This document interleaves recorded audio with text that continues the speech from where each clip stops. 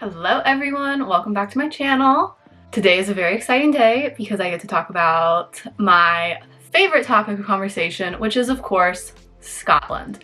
If you're new here, I am obsessed with Scotland. I want to move there. It is one of my favorite places that I've ever traveled to. The culture is beautiful, the people are kind. I crave Scotland every single day. And I am so excited today to be talking about one of my favorite parts of Scotland, which is the Isle of Skye. So if you're unfamiliar, Isle of Skye is probably the most famous island in Scotland. It is very popular, but for good reason. It is absolutely stunning. And I did a ton of research before going to Isle of Skye. I did a ton of research and there were still things that really took me by surprise. So in this video, I'm gonna share some things that I couldn't really find online anywhere about Isle of Skye, but that I definitely wish I had known before going there. So in no particular order, here are some tips to just keep in mind if you are also planning a trip to this amazing, beautiful country. Okay, my very first tip is that there are very few facilities on Isle of Skye. And what I mean by that is, I think I was under the impression that Isle of Skye was like a national park, and it's definitely not. Like, it is a community and there's a lot of like private businesses and private residences and things like that, but there's not a ton of public facilities. So what that means for the most part is bathrooms. Like, it's really kind of hard to find bathrooms on Isle of Skye, and if there are bathrooms, you do have to sometimes pay for them. I remember there were pretty solid facilities at the Old Man of Store hike, but besides that, there were not really too many public facilities. So just be aware of that as you're going. You know, there's not really a visitor center, there's not bathrooms, there's gift shops, but there's not like one official one. So you do have to do your research a little bit ahead of time. Okay, my second piece of information that I wish I had known before visiting Isle of Skye is that there are some serious parking fees. Now, I'm not talking about a ton of money, but if you have like a small fee at this parking lot and then 20 minutes later you're in a different parking lot, it really does add up. Usually the way it works is you'll park your car and then there's like a credit card machine, so you don't have to pay with cash. But just keep that in mind for sure if you are navigating around Isle of Skye, that there's definitely going to be some added fees just for parking. Also, a quick pause. Say hello to 11, the cat that I am cat sitting. Unfortunately not my own.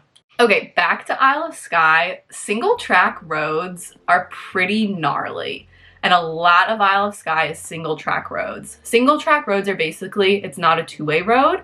It means that only one person can go down the road at a time. And in Isle of Skye, there are pullouts, but in my personal opinion, there's not enough. And definitely on some of the riskier roads, I would definitely be aware, like frequently when we were driving in Isle of Skye, we would have to drive and then we would hit someone and it's a single track road and like we would have to back up or they would have to back up. So just be careful for safety reasons, and also just factor in additional travel time because it'll probably take you longer to get to your destination than you think it will. Okay, my next tip is about crowd management. So I've seen a lot of stuff online about Isle of Skye being really crowded and busy and like the crowds being kind of unmanageable. And there are definitely crowds. We went in July, so peak time, best weather, lots of crowds, all that stuff. But I definitely found the crowds to be way more manageable during the day. In the afternoon, it was a little dicey. Like, it was tough to find parking. But in the morning, for the most part, like, it was completely fine. One recommendation that I read that I then used on my trip that I thought was a really good one is wherever you are the most excited about going, go there at the beginning of the day so that you limit the amount of crowds in the place that you are really excited of going. So for example, one of those for us was the Old Man of Store hike. We really wanted to do it in the morning when there like weren't that many people there. And we went first thing in the morning and the crowds were completely fine. Like, there were definitely people up on the mountain with us, but it wasn't bad. It was very, very manageable. So unfortunately with popular, beautiful places, there are crowds, but this I found to be completely fine. Okay, my next tip is about sheep. Sheep are really cool, beautiful animals, and they are everywhere on Isle of Skye, and they pretty much have free reign over the place. Like, they will get in the roads, they will be in the fields, you might have a sheep jam. Just be careful for them. Don't speed too fast down the single track road, and watch out for the sheep because they get a little spooked and they can pop up in places when you might not be expecting them. So just be aware of that. On a similar note with animals, one of the really famous parts of Scotland and one of the big reasons why people visit there are to see the Highland Coos. They're really, really adorable, fluffy cows. And one big misconception is that they're all around the island. They are not. There are actually very few Coos in Isle of Skye. All of the Coos that I saw were driving to and from Isle of Skye. There were just normal cows when I was in Isle of Skye.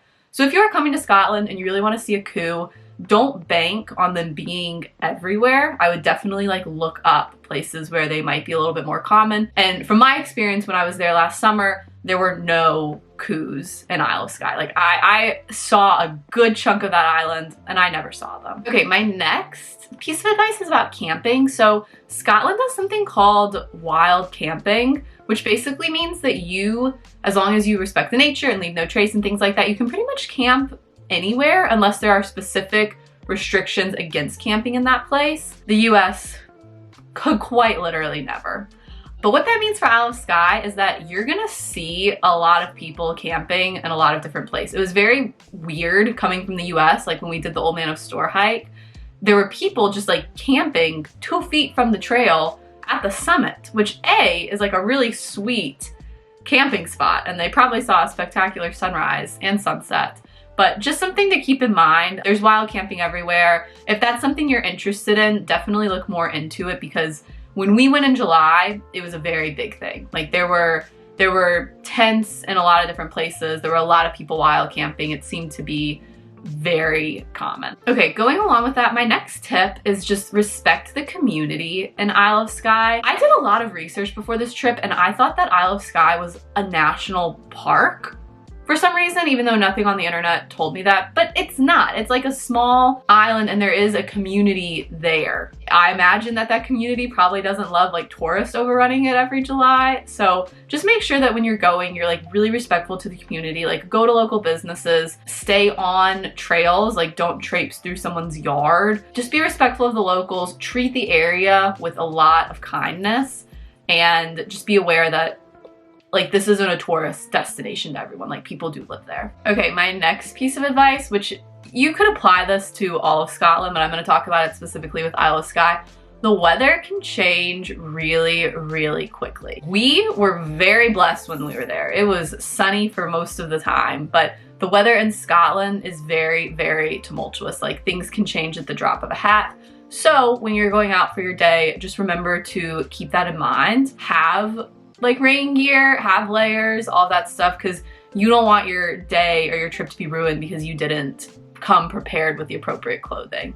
So just keep that in mind. Also, bringing an umbrella is always a good idea. Okay, my last tip for Isle of Skye is to not forget about those lovely water activities.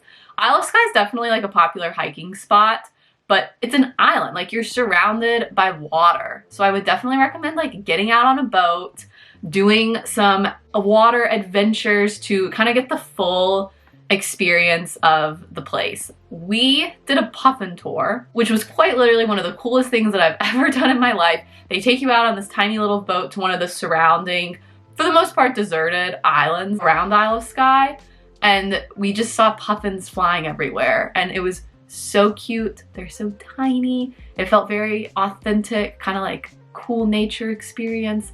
So I highly recommend doing water-based activities. I know there's surfing in parts of Isle of Skye, which I did not attempt, but would be really cool. There's traditional boating tours, there's bird watching tours, there's whale watching, dolphin seeing, things like that. So I think if you want a full, comprehensive Isle of Skye experience, that would be a pretty cool way to end it. And that is pretty much it. Like I said, I was trying to make this video just to be a rapid fire list of tips or advice for visiting Isle of Skye, because no matter how much research you do, there are still things that you don't know. If you would like a full itinerary for what we did when we were in the Isle of Skye, I can definitely make that. But I just love Scotland so much. I am counting down the days until I get back to that country. So if you're going, enjoy it, love it, but treat it with a lot of respect because it is absolutely beautiful.